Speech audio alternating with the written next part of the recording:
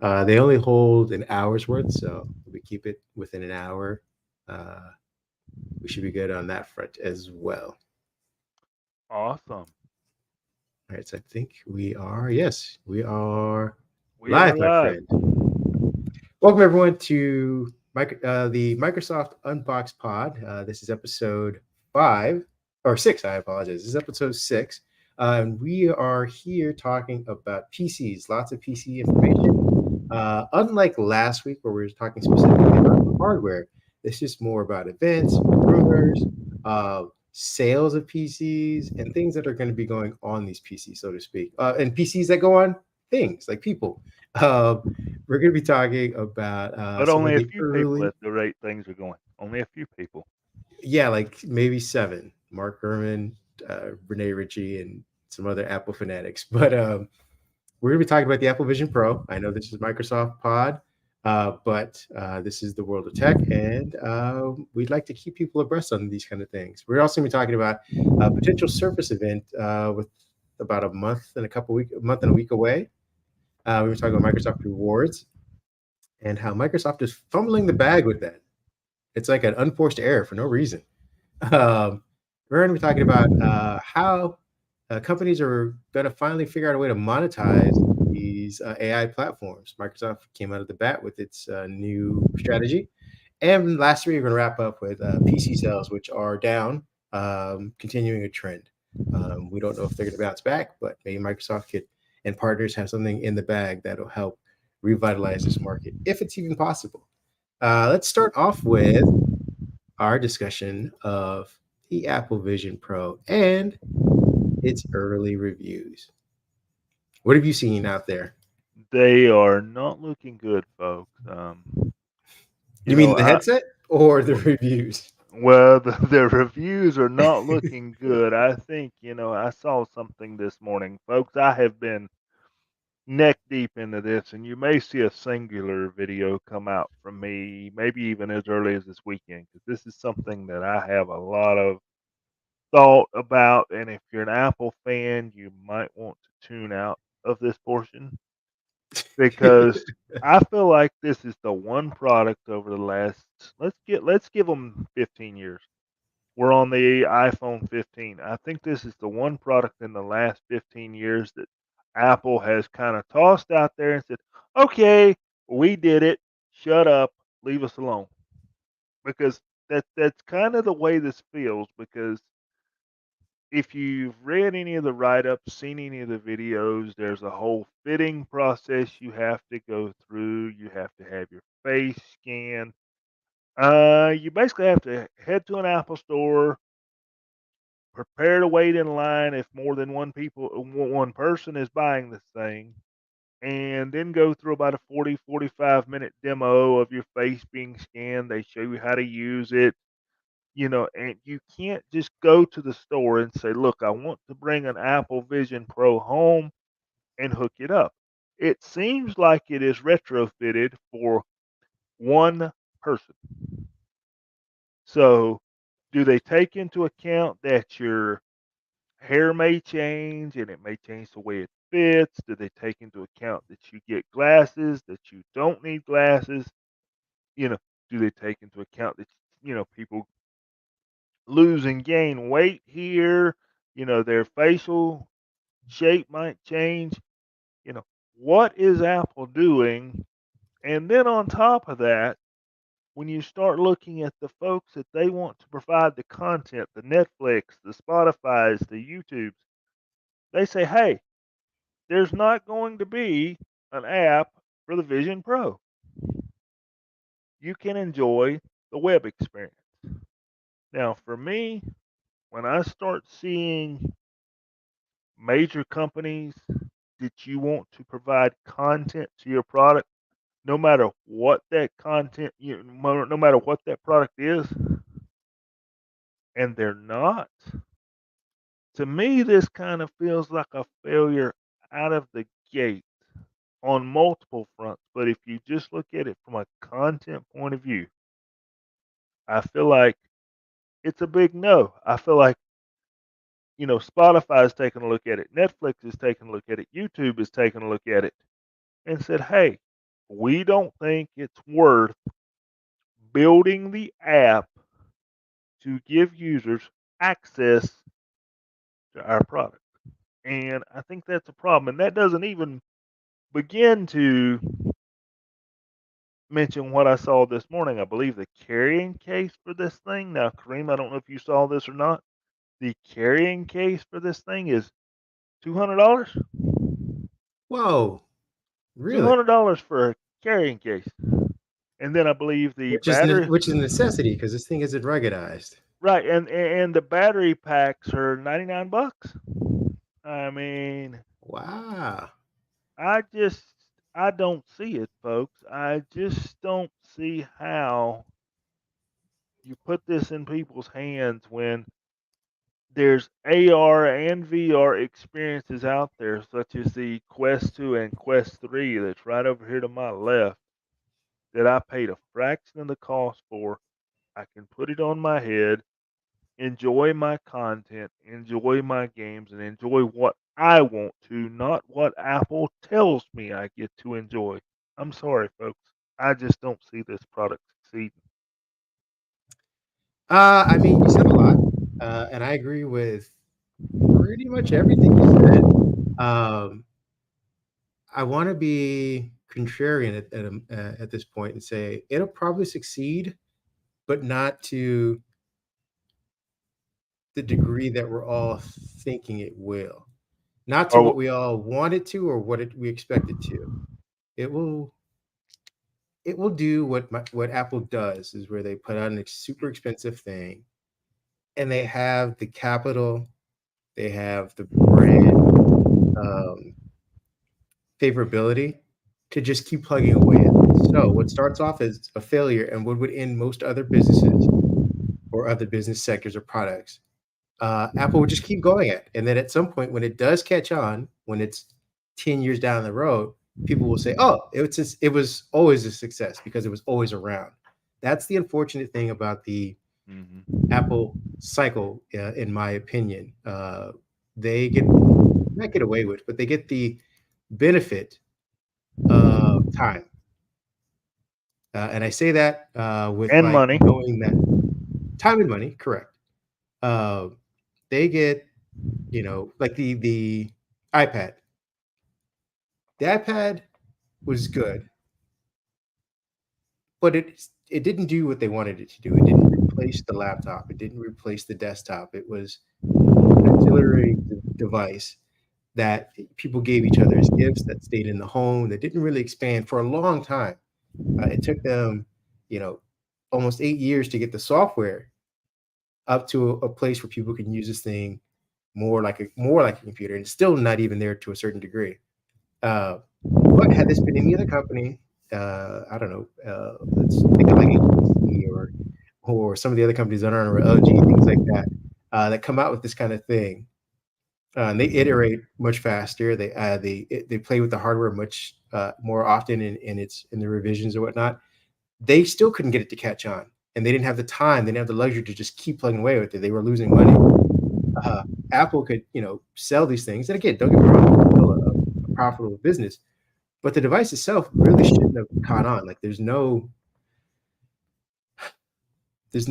real need for tablets for a lot of people. For a lot of people, there again, it's a niche market.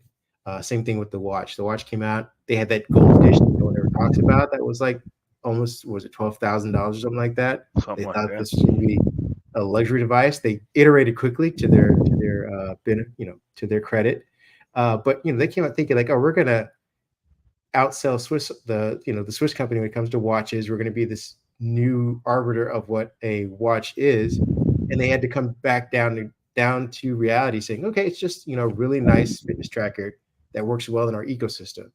But had they had been, like a Fossil or I don't know, even Fitbit for an extended period of time, if they were coming out and that product doesn't succeed within the first one or two tries, which again I think Apple Watch 3 was maybe the first time it had actually really figured out the OS on there and what kind of apps and features were going to work instead of just throwing the phone onto the watch.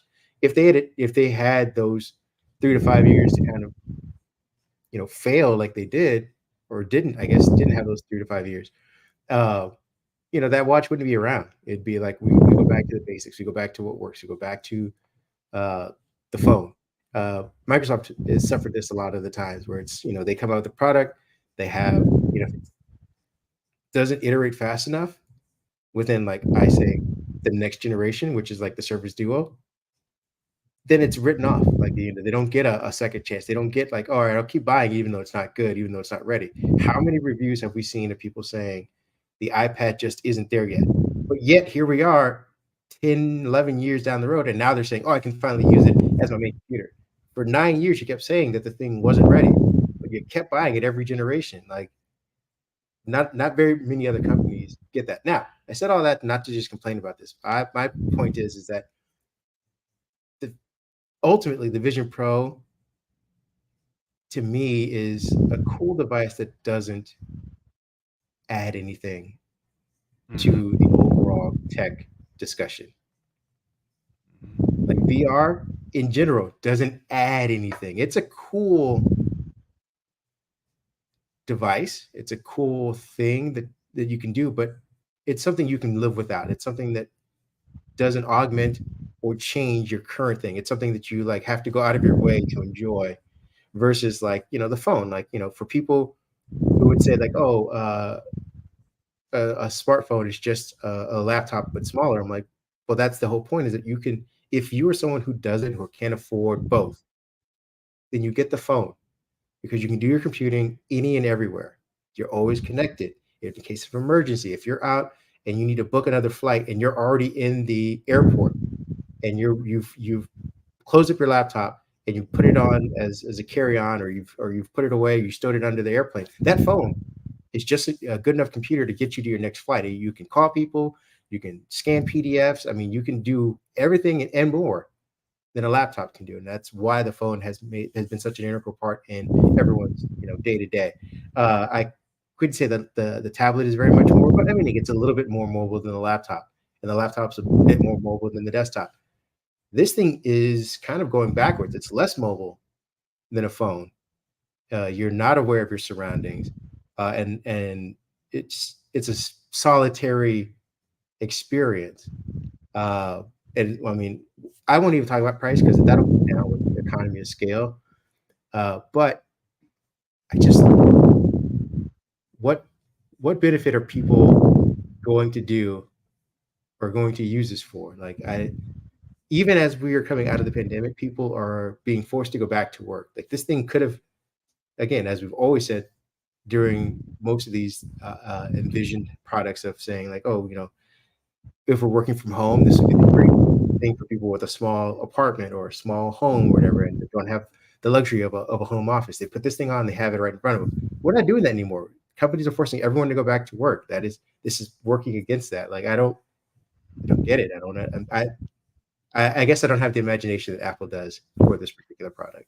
And I agree. I don't see the purpose beyond the niche market, such as myself, who uses VR for race simulations. That's a different immersive experience. I can see it being used in certain medical cases where you can get better imagery. You can maybe see organs, bones, and whatever in 3D, and maybe Oh, there you get, go. Yeah. do things a little better. But again, I have no problem with VR being in those markets. HoloLens has been in those markets as well. I don't see the Vision Pro or any other VR headset for that matter making a difference, as Kareem said, in what we do day to day. Because for me, for example, my racing simulator is to my left. When I come in to race, I sit down in front of the steering wheel. I have to put the headset on, make sure it's lined up, then start the simulator, put the simulator in the headset, then I'm off to the races. That is a setup procedure that you have to do each time. So if you take the headset off and you go get something to eat, talk to your wife, your husband, whoever, and you come back to race again, you have to go back through that same process. And I have not had experience with the Apple Vision Pro yet, but VR in general is that way. When you sit down to use it, there is a setup procedure, and I just don't see consumers dealing with that setup preparation to absorb content. By the time they get it set up, the content that they wanted to watch or wanted to deal with is probably moved on. Not to mention, it's a singular person device. I saw something this morning, and I'll stop here. Somebody said that watching movies on that thing was the big thing, that you were watching movies in a 3D space. Fantastic. But how many of us sit down and watch movies by ourselves? If you're not a single person, how many of us sit down and watch movies by ourselves? So if you've got, say, Kareem, I know you've got kids and a wife and kids, and I know if you guys sit down in the living room, what's it going to be? One of you's got the Apple Vision Pro on, and the rest of you's watching the TV.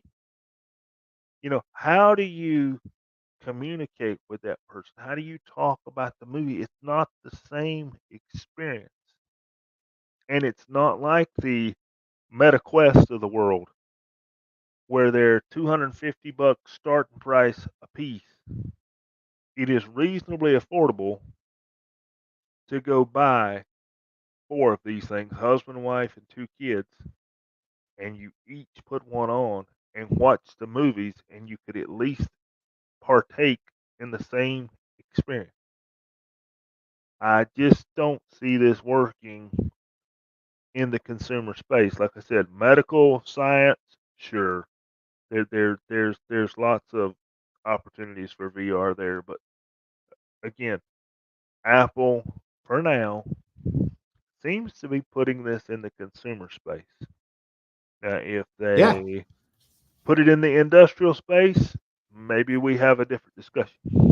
I think they will, and maybe that's part of the earlier discussion where they call this a success. They start off consumer, they pivoted just like the Apple Watch pivoted from luxury device to fitness tracking. A specialized fitness tracker, probably one of the best. I will admit that. Maybe this is where they say, all right, we start off with consumers. It failed, but it is an excellent. Everyone in enterprise is adopting it. They're adopting it faster than the MetaQuest, or they're adopting it faster than HoloLens, and that's our success. It's like, all right, well, again, it took you 5 years to get to that section and a lot of money. Yeah, now it's a success. So to that point, I mean, we won't belabor this anymore. Again, it's Microsoft Pod. We spent 20 minutes on Apple. Uh, the actual devices got to people, I believe, the first week of February. So we will revisit this in a couple of weeks, this discussion, when more people have a chance to review it. But to your point, the reviews have been kind of mixed, where some people are complaining about the same sort of things that happened with HoloLens, its first iteration, even some of the later ones, where it's people have trouble with the weight on their head and neck. Their vision after prolonged exposure, 30 to 50 minutes, becomes tired and fatigued, or they feel a little bit nauseous. So Apple's still dealing with some of the basic stuff. They haven't figured out everything yet, but the, I guess, operating system software experience is still one of the top-notch ones we've heard so far. Like I said, we will revisit this in a couple of weeks. But as of today, seems kind of like a nothing burger. I mean, I'm glad that Apple is finally getting it out to people, and even though they're not marketing it to developers, they're supposedly getting it to them. As far as Netflix and YouTube and the rest of them concerned, I'm glad that they're not just falling in line, because again, to try and rejigger your app or your software experience to this thing that has roughly no sales is ridiculous. So good on these companies for waiting. We will see what happens in a few weeks. Moving on to our next topic. Speaking of vaporware, let's talk about a rumor, shall we? Let's talk about it. Let's see. We've got Surface, possibly a Surface event rolling in this time March of this year, and I'm gonna kind of cut this one short. We have talked about it a couple times. We know for sure that new PCs are coming this year. We know the Copilot button is coming to PCs. It's coming to keyboards. We know that the Qualcomm Snapdragon X powered PCs are coming. We knew that last year. We knew that they were coming from not only Microsoft but the other vendors, Dell, HP, Acer, Asus, etc. Lenovo's out there. They've said one's coming. So when we had the Surface event last year, it was a little bit lackluster. The one at the end of the year, we only had the Surface Laptop Studio 2 and the Surface Laptop Go 3.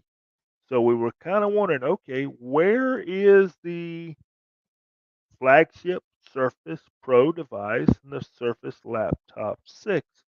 We knew that Panos Panay was either already out the door or was heading out the door, so that kind of threw us for a loop. He had all the ideas and he was the Surface success person, if you will. We knew he was headed elsewhere, so we wondered, was Microsoft done with the product line? Were they trimming it down? We talked about it here on the pod, but now we know that perhaps Microsoft knew that these ARM powered PCs were coming. They knew the Copilot button was already in the works. So they're going to supposedly, this is still rumor, March, give us the Surface event that may introduce the new Surface Pro and the new Surface Laptop 6. So there's also talk that there could be two events this year, one in March and then one later in the year where they're going to split the hardware up. Just my personal note here, if you're Microsoft, this is your opportunity to attempt to make some headway, I think, with the Microsoft devices. Microsoft devices are somewhat viewed like Apple devices. You're paying a premium for the device, you're paying for the relationship between they make their own hardware plus they make the software. So now's your chance, Microsoft. Get these devices out there with your Copilot button, with your software, with your hardware, and market the heck out of it. Hand that to the marketing team. Let them run with it. Give it the Microsoft experience or whatever, spin you want to put on it. Show us what Copilot can do on your devices. Maybe beat some of those other OEMs to it, and maybe Surface sees the success I think it's been looking for the past few years.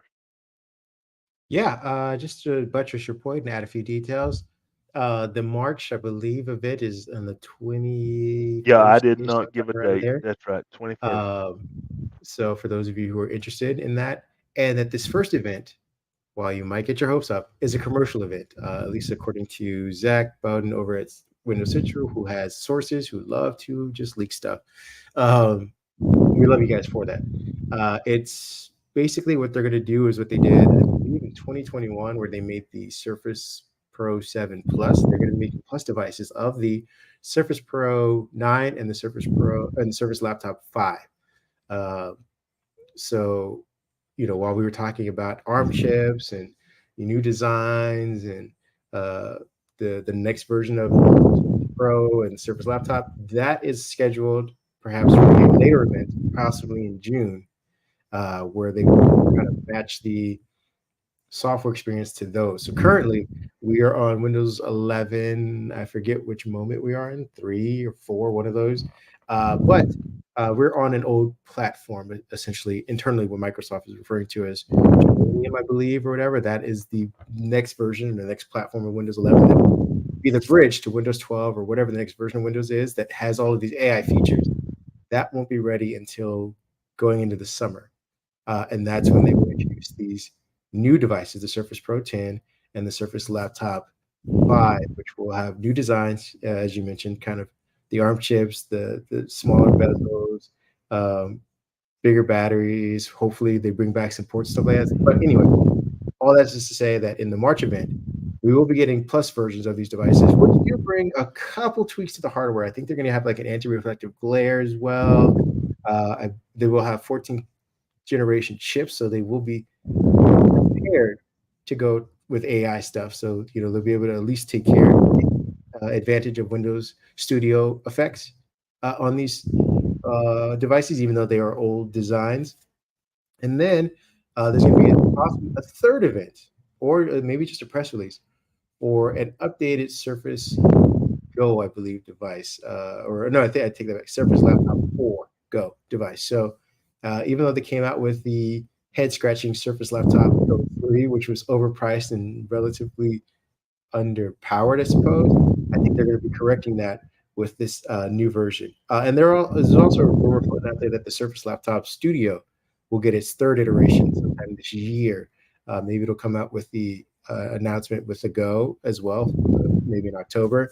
But those will get new Intel chips or new updated versions of Intel chips. So Microsoft's got a big year. It's got last year they had the one event that left a lot of people questioning. It seems like they were saving all of their new stuff for this year, so we could have upwards of 3 events and a refresh of basically the entire product line, minus the stuff that they cut out because of panel sleeving and them tightening their bootstraps. I, Do you have I any last things to put a button on this? I think this is the year that I'm not going to call it a make or break year for Microsoft by any means. They can always, you know, Microsoft can always pivot to things that will work and pivot away from things that don't. But I think for Microsoft and computing in general, we have discussed things are changing, things are different. We've got AI, which we're getting ready to discuss. We're all figuring out together how this AI fits into our daily lives, whether it fits in hardware, whether it fits in software, how it fits in. And I think this is the year, if these devices come out and people say, well, looks nice, don't think I'm going to buy it. I think, Microsoft and others are going to have an issue. But I think if these devices come out and yep, that looks interesting. Or these Qualcomm Series X processors. Yep, they're efficient, they're powerful, Windows runs well. I'm getting my, 20-hour battery life that's promised or whatever's promised to us. And, they're portable, they're connected with 5G. Okay, you're going to see people pick them up. But I think we've really got to get the software and the hardware together to make it all work. And I think Totally agree. this is the year that it either goes or it doesn't go. I couldn't have put it better. We're going to be talking about the next thing, which is something else Microsoft can fix. Let's Their see. Microsoft rewards. Yes, Microsoft Rewards. I have no idea why we tinkered with Microsoft Rewards, but last year we covered a story on another website that they had rolled back what some of the rewards were, some of them being as far down as just 1 point. And of course, Microsoft fans keep track of those rewards that get you things like Xbox gift cards, for example, or Game Pass subscriptions when you earn enough points. We're a little bit upset about this. So last week we saw something on Twitter that said that those rewards were coming back to their normal values. And as of now, Microsoft has said that they give the PR response that they are constantly evaluating programs and how effective they are and tweaking them accordingly. But we do know that Microsoft reward points are restored back to their previous levels, and you can now go enjoy collecting your points by using Bing, playing Xbox, buying Microsoft products, etc. Yeah.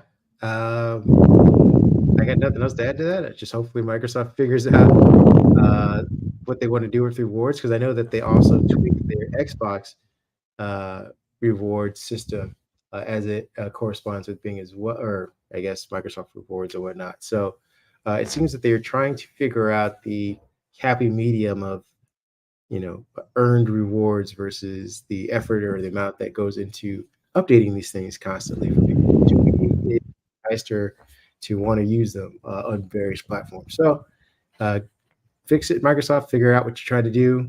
We will be right here waiting for you. With that being said, let's get into. I think you have one other one, which is kind of a brief one, but it's about Google, and they Yep. are warned of more layoffs. There's actually two parts to this. This was updated late yesterday. Google is still, and I say still because we knew about the layoffs since March of 2023 that everybody kind of had to go through. Microsoft laid off quite a few. Um, Google decided to cut the advertising and sales divisions this week, and some of those folks in that division were losing their job. And the CEO of Google did come out yesterday and say that unfortunately the cuts were not over, that we could expect to see cuts through most of 2024, but it would not be anything that would be like what we saw last year. Now, why do I put this on the podcast? How does Google make its money? They make their Advertising. money by selling ads. When you're cutting people in your advertising sales division and you make your money by selling ads, doesn't that make you think that, I get that there's trimming, of divisions and whatnot, but when that is your main way of making money and we're getting ready to embark on AI and we're going to be using AI on how we search, has Google not figured out the proper way to monetize AI yet? To make that money? I'm not saying by any means that the Google search engine is in trouble, no. But it kind of puzzled me that you're laying off in the advertising sales division when Bard is coming around the corner and the way we search is changing. I'm not going to say that's a telltale sign of things to come. Certainly made me think about it though. Yeah, I mean, I don't want to get too conspiratorial, but I want to say this is probably along the lines of Microsoft laying up people who sell partner um, packages or sell partner services or partner service platforms for them, uh, and but they're listed under their cloud division. So when they fire people and they're like, "Oh, they fired employees from the cloud," you're like, "Oh, is the cloud doing okay?" It's like, yeah, but these are people that they contract out to then go sell Azure to other people. They're letting go of those contractors. So I don't know the details specifically. I mean, this memo went out to a lot of employees within Google. I Yes. don't know which exact employees or which exact businesses. We know it's the advertising and sales division. Again, sales division meaning these people go out and say, "Hey, you want to sign up for Google Ads because it'll help your business do better because we can put you on the front page, stuff like that." Those people are being laid off. Now, I don't know if it necessarily means that they're not doing their job as well, or if the business there's a downturn, or again, to Google's credit, maybe they're about to pivot. Maybe they found out a way to monetize Gemini or Bard, and they're now uh, rounding that and saying, "All right, well, we know where the endpoint is. We don't need as many of you guys because this thing will sell itself, or the people that we currently have on our platform can make enough money, or we can bilk more money out of them." So, and when it comes to, and it's all, this is all quarterly based. So if they can cut employees at the beginning of this quarter and charge the same people that they have a little bit more, that profit line goes skyrocketing. And then they can justify hiring more people to this, circumvent that or contract out more positions later on in the second quarter.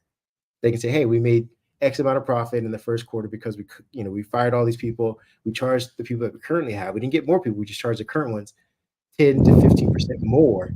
Look at all that money we have now." And then they can say, "All right, let's start slowly rehiring some of these people back or hiring different people with different sort of contract positions where maybe we don't sign them on for 3-year contracts or 1-year contracts. We sign them on for 6 months, and they can get out and push Gemini real quick, and then we can lay them off again.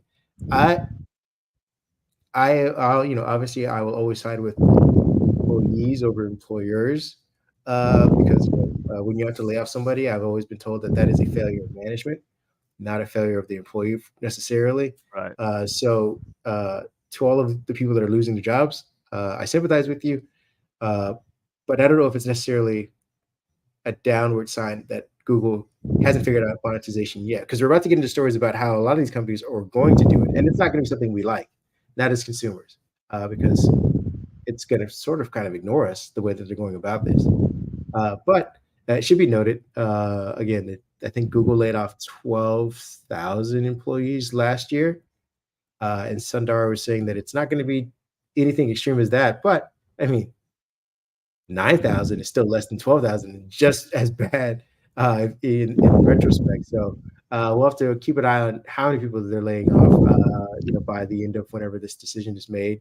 Uh, but and Google isn't alone in this. Let's make No. that also clear. They will. I think they are part of another batch of tech companies that include Wayfair, Amazon, Duolingo, for people who are getting ready prepared for their yearly overseas trips and using Duolingo as a translating thing. Uh, they're all doing this. I think Meta's about to lay off more people as well. So this is unfortunate. It used to be the summer that this would happen. For whatever reason, companies have shifted to the beginning of the year. So we'll move on from that depressing thing and move on to something a little more entertaining and uplifting, I suppose. You can put it that way. I think we need to, because I just hate to hear of people getting laid off all the time. That's just depressing. Even for, we're not getting laid off. We run our own website. We're still in business, but it's terrible for those that are. Yeah. With that being said, let's move on to software that could potentially lead to people getting laid off. Are we still with that? Is that my segue? Is that a good one? Bad one? Well, that You that guys tell me. that's a true one. I think there's some truth to what you're about to say. Yeah. So Microsoft came out with Copilot Pro. Yeah, they just can't stop with the Copilot name. Everything's Copilot. They're gonna label things in their office like Copilot toilet and Copilot toothbrush and Copilot sunglasses, just because they love using the word. They're gonna throw it out there. But Copilot Pro is what you think it is. It's the prosumer version of Copilot, and I believe this is where Microsoft has been kind of aiming its focus towards. And this is what I was saying at the last section about monetization. Uh, we were wondering for a while, they're giving out all these uh, platforms as far as like uh, being image creator, Copilot in Windows, Copilot in Bing Chat, these kind of things that tie in. And these things use massive amounts of computing and resources. So while they were giving it away for free to get everyone kind of in the zeitgeist of this, we were figuring out, on the back end, how do you pay for this? How much are they losing? And I think we did one report where they're talking about the Copilot for GitHub was losing them, thousands of dollars, every day, or I think yeah, it was thousands. I think there were upwards of millions already, like 80 million already lost in this year for just getting it out there, just getting the brand awareness of it. So ultimately, they're going to have to figure out a way to monetize it. And Copilot Pro is that solution. It is, I believe, it will, the Microsoft executive was quoted as saying, Copilot Pro will deliver the most advanced features and capabilities of Microsoft Copilot to individuals looking to supercharge their Copilot experience. It's a bunch of marketing speak for basically offering Copilot in PowerPoint, Outlook, OneNote, available on apps for PC and Mac, and iOS and Android devices. People who I think it's $30 a month or 20 bucks a month who sign up for this will get priority access to the various latest models. So I think we're at GPT-4, and some people they will people who pay for it will get access to OpenAI's GPT-4 Turbo with Copilot Pro, and they'll get, I guess, faster rendering times when it comes for prompts or image creation or whatnot, they get it. They'll have access to the enhanced version of Image Creator, which is now just called Designer. Uh, we kind of knew it as being Image Creator. We'll talk about why the name change is probably possible, which ensures faster image creation with 100 boosts per day. I think right now, I think people are accessing 50 to 80 or something like that. Then they'll have the ability to build their own Copilot GPT. So even if you have an in-house developer who wants to sign up for the program, you can start customizing your own chatbots or your own GPT programs for your company within your own parameters. Copilot will also be used in conjunction with Microsoft 365. So if you're uh, buying seats on that, you'll also get this as well. And the other thing that I think the biggest thing of all of this is that it will be opening up access. Copilot was essentially kind of closed off, even for its early Microsoft 365 subscriptions. Now they're going to be opening up access to even more people, again, via apps, web apps, mobile apps. And I believe that's it for right now. Here's the specifics of it. With the removal of the 300 seat minimum, Office 365 plans E3 and E5 are now open to pair with Copilot Pro without a Microsoft 365 license. So basically, uh, people in small businesses that had less than 300 employees, say you're a small uh, assurance firm or analytics firm, and you only have 100 employees, you couldn't have tried this before, which would have given you access to a bunch of uh, a bunch of features or abilities to basically condense and summarize large amounts of data. So again, if you're an analytics firm and you're doing that, now you can do it as little as one employee, upwards of I think it's the max is 500 or something like that. So and you don't need to necessarily have a Microsoft 365 license. You can do it just like saying, hey, I will pay $30 a month to have my one employee have access to this version so that we can print out the reports that we need. So that's the biggest, I think, takeaway from that. And they'll be adding features, obviously, as it goes along, just like they do with Office 365 subscriptions. But this is the first shot across the bow to everybody asking the question of how do you monetize it? Well, you charge. Um, Now, I don't know what that means for us people, for those of us who get the free version of this, because there are more of us than I believe there are people who are willing to pay. But hopefully, the people who are willing to pay will subsidize any of the new features that trickle down to us in the future. It's gonna have to be that way, and I don't want to spoil our upcoming story here, but I still questioned. I understand businesses paying for it. You know, they have data, sift through reports, spreadsheets, company data, data of competitors. I see the place for Copilot Pro and Copilot in general and Bard and the rest of them in the business platform. I see that. I think it's a good place there. I'm still questioning, and I'm going to question it for a while until we see some results. What do consumers want to do with it? Do consumers want anything to do with it? I think, Microsoft has pushed it. Google has nudged theirs. I don't think they've gone full push yet. I think they're kind of nudging it along. Microsoft, as you mentioned, everything is Copilot right now. They have made the investment. They have, done they're doing the marketing work and they're shoving that name at us. And I think there is an assumption that maybe a mighty big assumption that everybody wants to try this thing. Everybody wants to use it. And I'm afraid, like a lot of other subscriptions, hmm, that looks interesting. I think I'll subscribe to that. Okay, that $30 that come out of your account or that $20 that come out of your account for that month was okay. You could handle that. But I didn't use that enough to warrant what I'm paying for it. Or my employee got what they needed out of it to develop what we needed. So we stopped our subscription and maybe when we get to the next project we'll pick it back up. I don't see a lot of constant subscription and constant usage across the board that it appears to me that Microsoft is betting on. I just don't see it. Yeah, I agree with you. I think what we're about to be, or what Microsoft's preparing all of us for, prepping us for, so to speak, is the Microsoft 365 subscription that has this, and it uses it as a bullet point to raise the price of it.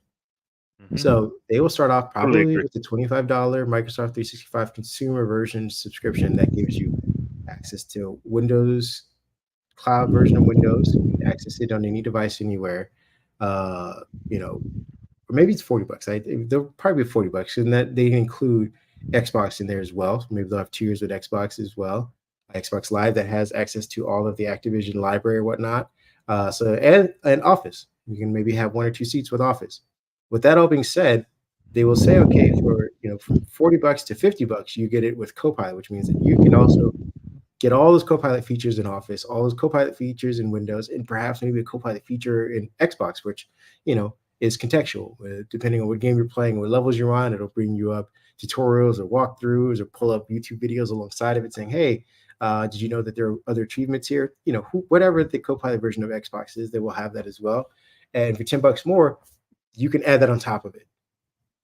And people say, all right, you know what, just give me the top tier. I don't have to worry about all the little nitty gritty features or pick and choosing those. I'll just take the one and if you break it down uh, yearly, and I say, instead of, I pay $150 or $20, whatever, for the year, and I get all of these things, and you say I'm saving, $90 by doing it this way. People just do that. I think they do that in Office now. They tell you like, hey, you can get Office for $80, and you save yourself, instead of paying 120 because you pay it monthly, you can pay yourself $80. And people just say, hey, give me the $80. I don't have to deal with it. I don't have to worry about reoccurring stuff like that.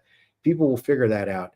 And businesses, again, these will be sold in much larger scales and bigger discounts and support added to it. So I think Copilot just becomes another ticking box for them, another feature set.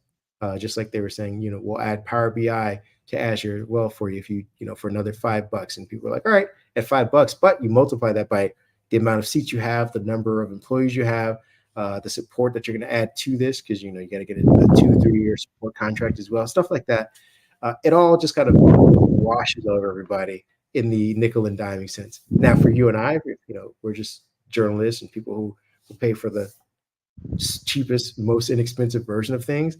That's when we'll have to figure out whether or not it's worth it for us on that scale, or if we can find an employee who already has it and we just buy into that. So, but that being said, though, the next story I was going to talk about, though, which is kind of in this as well, and I'll be real brief and quick about it, is that Samsung introduced Samsung AI. And I only bring this in the context because we're not going to cover the phones really, at least not right now. Maybe when we get them in for review, we'll go over it, because the hardware-wise, not a ton of details that change. But they spent, I don't know, 15 minutes of their presentation talking about Samsung AI, which is all of their AI suites and features. But what they didn't talk about was the potential of a price. The way that they introduced it was that you'll get it on your new Samsung S24, S24 Ultra, and S24 Plus, and you'll be able to, do live translation. You'll be able to do reverse image search. You'll be able to do, translating notes. You'll be able to do a ton of new things. You'll be able to map it with Google Android Autos in some respects, or whatever. You'll be able to do a ton of new things. Photo processing, imaging, and editing after the fact. Video processing, editing, and imaging after the fact.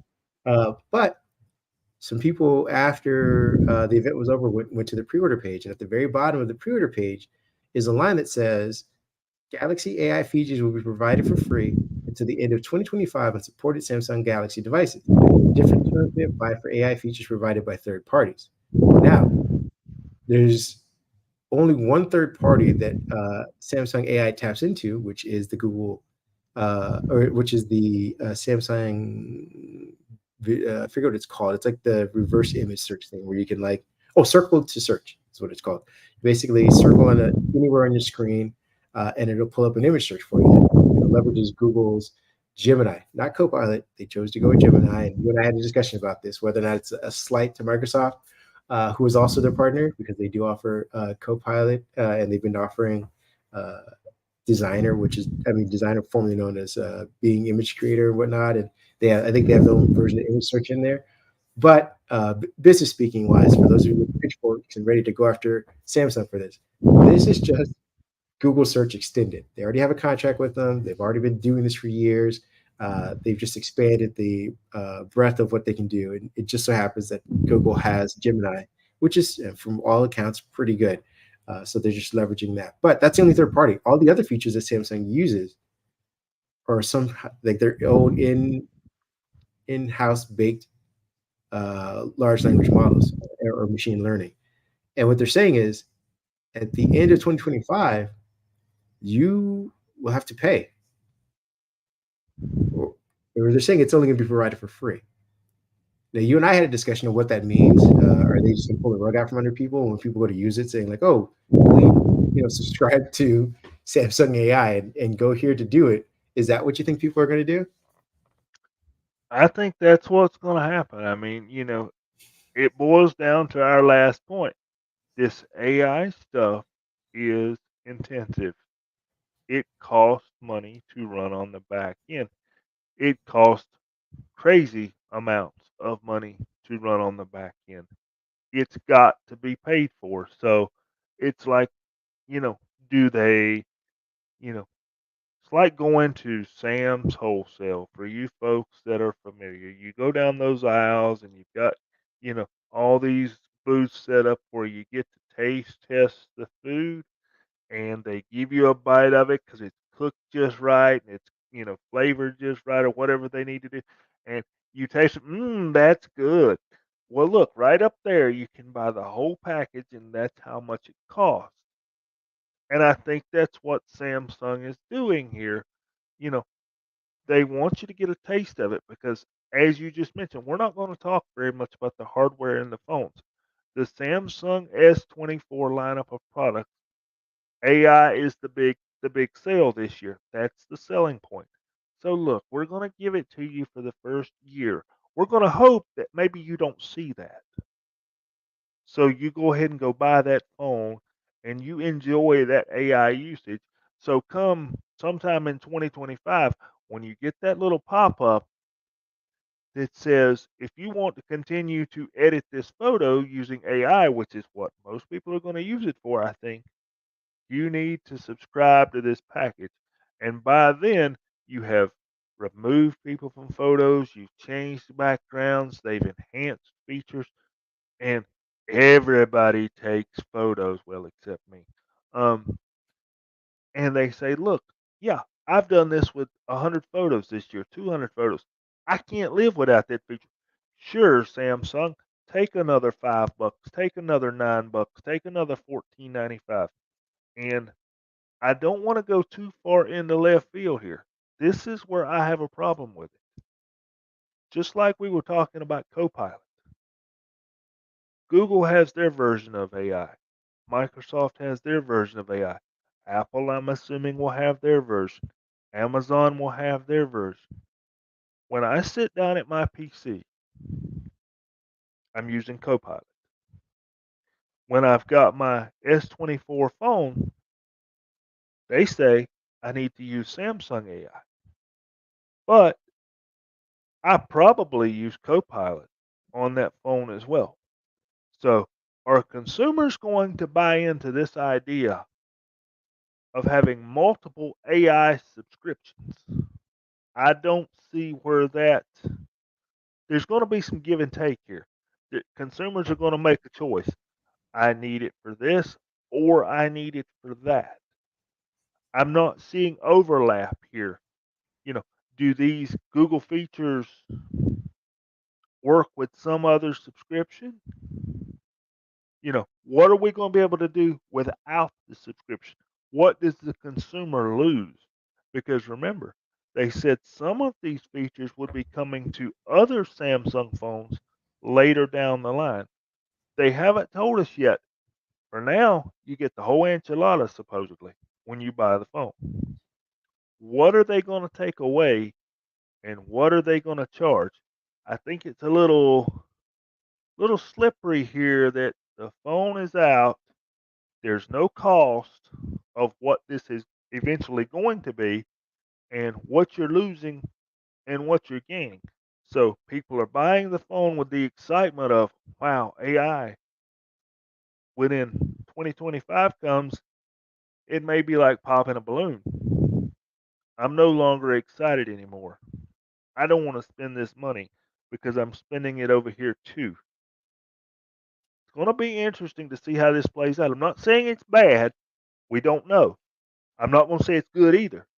But I think it's going to be very interesting to see how consumers react to it and what these companies making these AI engines do to keep consumers happy. I got two words for you: Samsung milk. That is what we're about to get into. Remember that defunct music service they tried to pitch? Yep. I think in order to avoid that sort of scenario, here's my most optimistic pie in the sky business strategy: is that they figured out a way to use the software to sell the hardware, sort of like Apple did, where they will say, we will subsidize your subscription for the first 2 years of every new phone you get by raising the price of the phone itself. Yep. Because right now, I think the S24 Ultra is going up about $100. So 12.99, I what believe. they're yeah. So what they're going to probably do is say that your phones are now $1,300, but you get Samsung AI for free for 2 years, which is the length of a lot of contracts. Maybe they extend it to 2.5 years. Who knows? Whatever those contracts are, they talk with the carriers. They figure out who's actually using this device and how long they're using it for, and make the contract for that contract and saying, all right, you can go ahead and pay if you want to keep your phone because they do promise 7 years of updates, which is great. If you want to keep it for 7 years, every year after the first 2 years, you will pay $5-10, but you get your phone. And your phone, you no longer pay monthly contracts for it. Now you're just paying the $5 or $10 for the service on the phone, plus whatever you pay your carrier. Or you just go buy the new phone. Your carrier figures out the price per month for you, whatever the contract is. Now that we've added an extra $100 to it, and it's free. You don't have to, you don't have to pay Samsung for anything. You don't have to give Samsung your credit card. It just comes with the phone for free. I believe that is what they're going to do in order to force people to say every 2 years, because I've gotten addicted to it. I like using Samsung AI or whatever. It's become a part of my life, but I don't really want to pay for it. But I do have a 2 year, I do have a renewal of my phone coming up. I'll just get the new phone instead of holding on to it for 5 to 10, 5 to 7 years, saying, all right, my phone runs roughly the same as it did 3 years ago. Why would I upgrade? Now I upgrade because I need the AI features, but I don't want to pay for them out of pocket monthly. I'd rather just pay a one-time upfront fee for the hardware, which I justify as my upgrade. That's a potential. Uh, you want to end this last one? You want to add I one do. last button on I want to this? say one thing. Okay. You brought up a very good point there, I think, because I think we're all guilty of one thing there that you mentioned. There are certain bills. I think our phone bills, Verizon, AT&T, T-Mobile. I don't want to leave anybody out necessarily. That's why your cell phone companies sell headphones. They sell charging devices. They sell Xboxes. Verizon does sell Xboxes. I think that's why they do that because we're all guilty of letting things slip onto that communications bill and just paying the bill because our phone is our main device for most people. I don't know anybody that your phone is not your main device in some way. We're all guilty of, I don't want to take that off because it might mess up the phone plan. You got to play into that naive part of consumers just a little bit here. You know, I don't want to mess with that phone plan. I mean, I'm going to use myself as the example. I'm a Verizon customer. I know the Verizon phone plans up one side and down the other. I know what they all do. I know what happens when you do this. I know what happens when you do that. I'm on a 7-year-old phone. No, no, no, 6-year-old phone. And I'm on a 10-year-old plan. because one, I don't want to leave. I don't want to change it. It works, and there's that fear there of when you change something with your phone. Oh, Verizon screwed this up, or AT&T screwed this up, and now this doesn't work exactly right, and you regret that choice. So we're often okay. The phone bill's the bill that they can push up $20. I won't say anything about it. So Samsung goes and says, "Look, here's a 36-month deal." Okay, raise Kareem's phone price $110. Well, I want that phone. Forget that $110. It means nothing. You just paid for your AI subscription. I think that is the way, if there is a way, that they make that work. I agree. So we'll keep an eye on that, ladies and gentlemen. We'll let you know what Samsung ultimately ends up doing and what the other companies do. How Google ends up monetizing Gemini officially. With that being said, we're going to move on to our last topic. Get you guys out of here. We're going to be talking about PC sales, which are kind of a bit of a negative for the industry as a whole. Not Uh, surprised. I- yeah, not a surprise. I mean, I think a lot of us are hoping that the downward trend was going to stop at some point or level off. But PC makers sold just about 250.7 million PCs in 2023, a decline of 13.25% year over year, when compared to the 289 million units sold in 2022. That's the fewest PCs sold since 2006, and definitely lower than the 344 units that were sold during the height of the pandemic back in 2021. Now, the numbers are an average between, I believe, Gartner and IDC. So, give or take a few million here or there, but depending on how the research method was performed by either research firm. But they predicted a PC growth. They both of them predicted a PC growth in 2024 of about 34%, I believe. So we'll see how that kind of levels off the drop that they've had. The PC market has hit the bottom of its decline after significant adjustment. Gartner director Mikako Kitagawa, I don't know. Inventory was normalized in the fourth quarter of 2023, which had been issues plaguing the industry for 2 years. Demand and supply are finally balanced. However, this situation will likely change due to the anticipated component price hike in 2024, as well as geopolitical and economic uncertainties.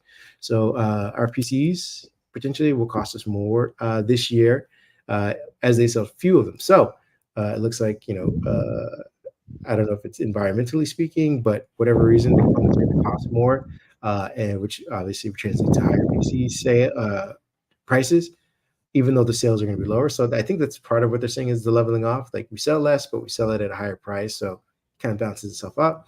While the market was down again in 2023 in terms of shipments, there was a lot of positive momentum for PCs looking forward, says the IDC Vice President Ryan Reith.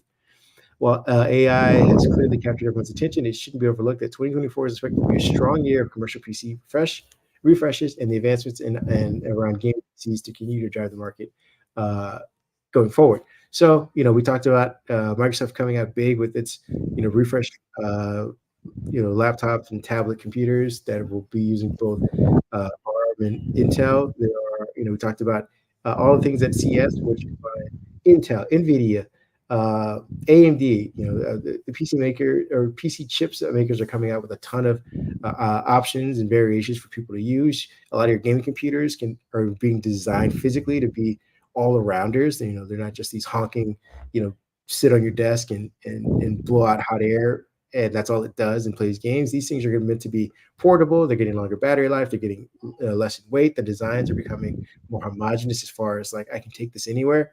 And the same thing for your business PCs. Are getting beefier NVIDIA chips in them. They're getting NPUs for specific processing stuff that goes far beyond just data processing. You're going to have a little bit of graphics boost to these things as well. So we're finding a lot of these manufacturers and marketers and business divisions are meeting sort of in the middle for these all around devices that can do a little bit of both gaming and productivity, and thanks to Intel and the other chips.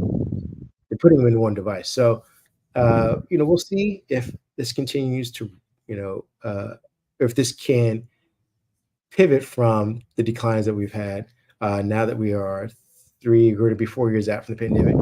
Usually it's a 5-year refresh cycle for PCs. So perhaps at the end of this year or so, go back and all right, I might need a new PC. If you're not an Apple person, if you're not a person, you got all the M1 stuff. You've gotten it over the last 2 years. You guys will probably be set for the next 7 years. But if you're on the PC market side, you might be looking, or if you were someone who got conned into a Chromebook during the pandemic, you may be looking for PCs by the end of this year. I'm gonna throw a little wrench in that. Yeah. What did we just talk about? We talked about the Samsung phones, the S24. Hmm. We've got the Samsung Flip, we've got the Samsung Fold, we've got the Apple phone, and those phones keep getting better and better where you can do more and more with them, and you don't need a PC to do things as much as you used to. Kind of like what you mentioned at the beginning of the podcast, that your phone can do more for you. And I think the reality of what a lot of us use phones for is you're opening up social media apps, you're opening up email apps, you're sending messages, you're sending images, you're sending video. Small time video editing is built into some of these apps. You can get video editing apps for your phone that work and work well. So I think we'll see some return of PC sales for those people that need them. But I don't think we're going to see numbers like we used to see, say in 2020, 2021, Oh yeah. even 2022, because I just don't see a need for everybody to have a PC anymore. I remember when, you know, that was the thing. Everybody had one on the kitchen counter, then everybody had one in their rooms, you know. Then they had, we went through the media center PC phase where, okay, now let's add one in the living room for entertainment. Well, now we've gone to, like you said, I can buy a phone, I can buy a tablet, and I can get multiple uses out of that device. And that's where devices like the Surface Pro, for example, I think they're going to win out because that is still my PC. It can cloud game. I can pick it up in its tablet form factor, take it to bed, watch my show, watch my movie, watch my clips on that larger screen, sit it on the bedside table, let it charge, pick it up the next morning, take it to work, start again. The like you mentioned, the multi use PCs have a shot. But I think the standard PCs, so to speak, I don't know that people are going to go back to buying those.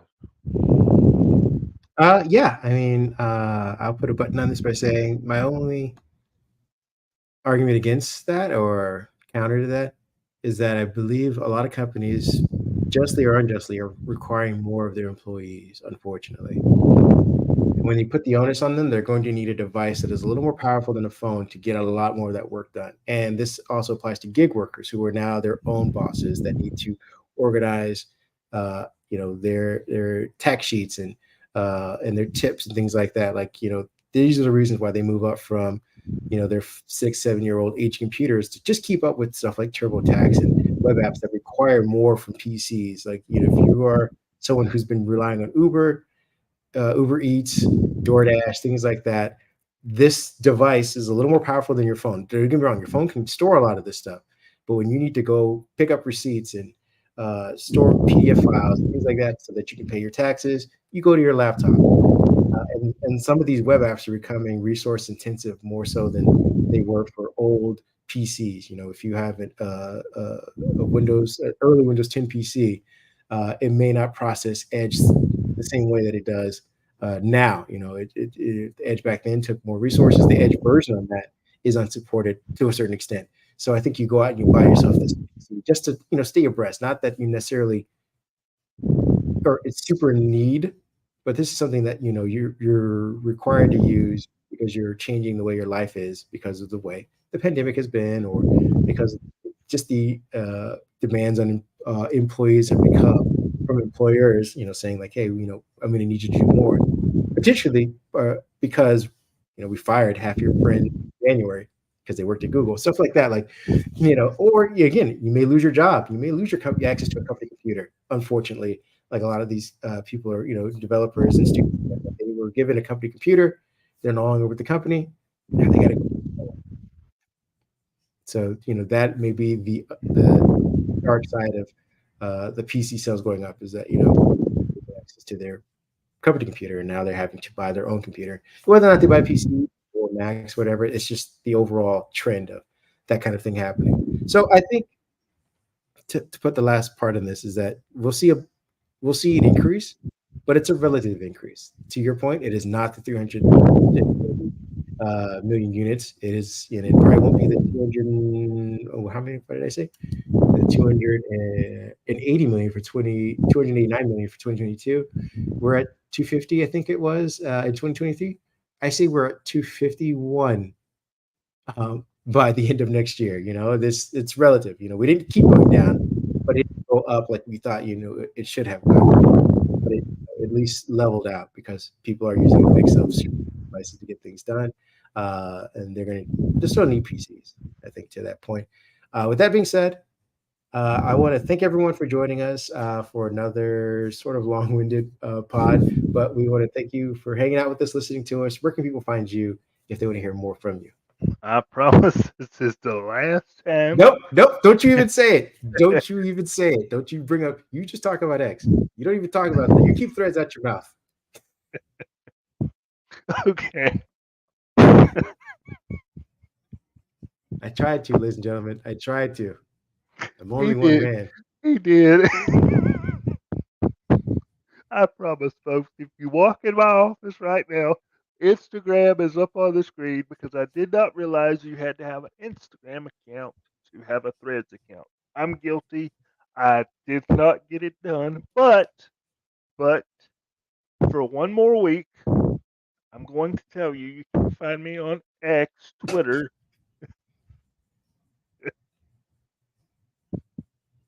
at DavidPAJ1978.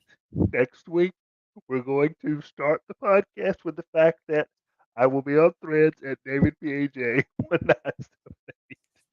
You heard it here, folks. He said it. He owes you if he doesn't. You can find me at MindHead1 on Twitter, X, whatever they're calling it. You can find me at Kareem Anderson on both Instagram and Threads because I both thank you.